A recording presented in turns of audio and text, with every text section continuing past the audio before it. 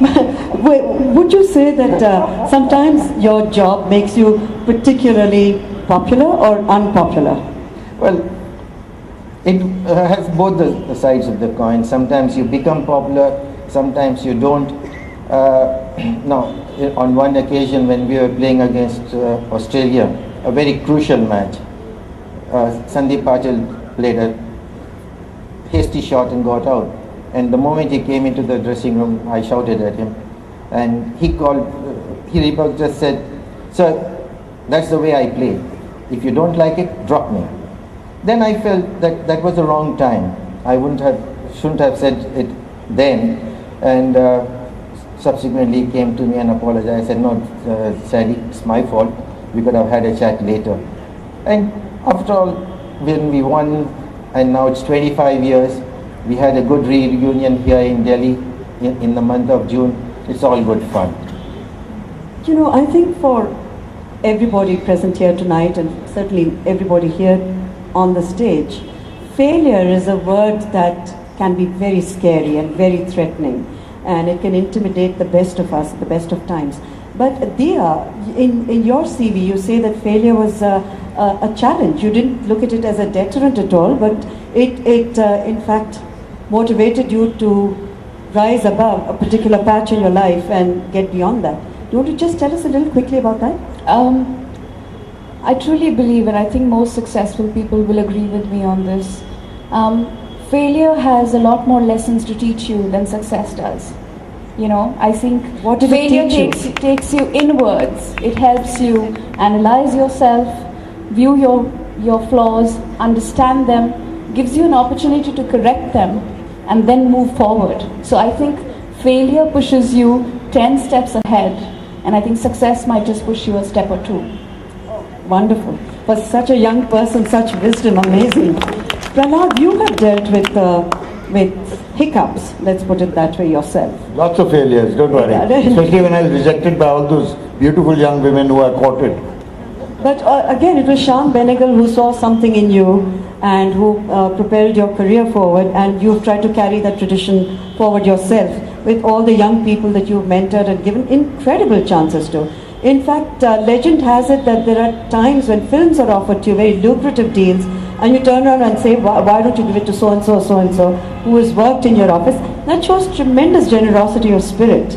And did Shyam teach you that, or is it something that's inborn? And Well, it was a tradition that Shyam started because we were slaves of Shyam, and we've continued the slave tradition, which is slaves can't be sacked, slaves can't run away, slaves can't resign, slaves shouldn't be paid, slaves can only be sold.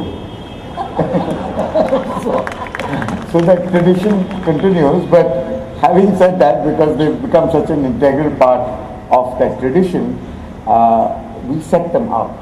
there's Like Mahesh Shyam did Mathai, for- there's Rakesh Mehra. I mean, these are people who are extraordinary in what they're doing today, but perhaps they wouldn't have been there had you not given them that platform to start with, like maybe Shyam gave you a platform No, I don't begin. believe that. I believe that if they have talent, which they all do, they would have somewhere or another found their idiom. But it might have taken them longer. And they might have had to struggle a little more. And they might have not been protected as much as we protected them, because we protect our own. And since we were running interference with them, it became just a little easier for them to actually arrive there without becoming cynical. And that, I think, is very important. Aduna, for you too, in your life, you're surrounded by people, enormously talented family that you come from, legendary, whether it's your father-in-law, your mother-in-law, your husband. What have they taught you, particularly your children? There's somewhere that I read that most of us at some stage in our lives learn our best lessons through our kids. And would you say that about your own children? And when you were growing up, your own parents, what they imbibed in you? Are those the best lessons we learn in life as kids and from kids? I think one of the things that you notice when you become a parent is that your child is your mirror, most definitely.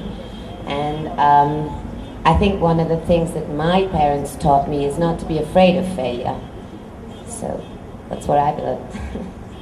Now we have a time for just one quick surprise entry on stage. Once again, may I invite Abhinav Bindra, great hero to sports people all over the world, for just one quick word.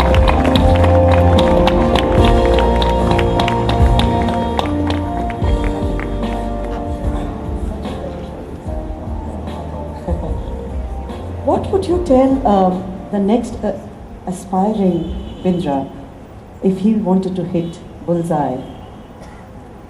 Well, it's,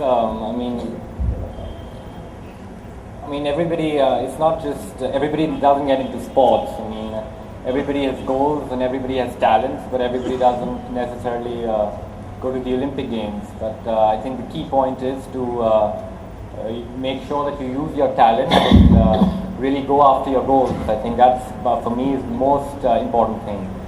If you succeed or if you fail is not that important. The most important thing is that you actually give it your best and follow your dreams passionately, and I think that for me is by far the most crucial thing in the whole journey of things. Would you have gotten where you have had your father not believed as strongly in your dreams and financed those dreams? Because they were very expensive dreams, which most, I would say 99% of Indian young men, talented young men, would not have access to what you had. So what is it that your father taught you in your growing up, in your formative years, when this is what you wanted to do and this is what he was willing to do for you, and what has that taught you? I'd probably not have achieved the success that I have without the sort of support I've received. But my father always taught me to aim really high. Whatever I do, I should aim for really high, and I think that really taught me a lesson. And from the day I started to shoot, I wanted to win the gold medal at the Olympics. I mean, that for me was the biggest. That was for me. That was the biggest goal that I could see, and I really followed it and really went after it. So that was really important for me. Thank you so much. Thanks very much. Now that you've reached your dream so early in your life, what happens after this? Good question, but no answers at the moment. We have our eyes on you, Abhinav. Thank you very much. It's been such a pleasure, Dia, Prahlad, Aduna, Mr. Mansin. Thank you so much for sharing this time with everybody at the awards. And let the rest of the evening begin. We've got wonderful things lined up. Performance which I watched at rehearsal, which was quite dazzling.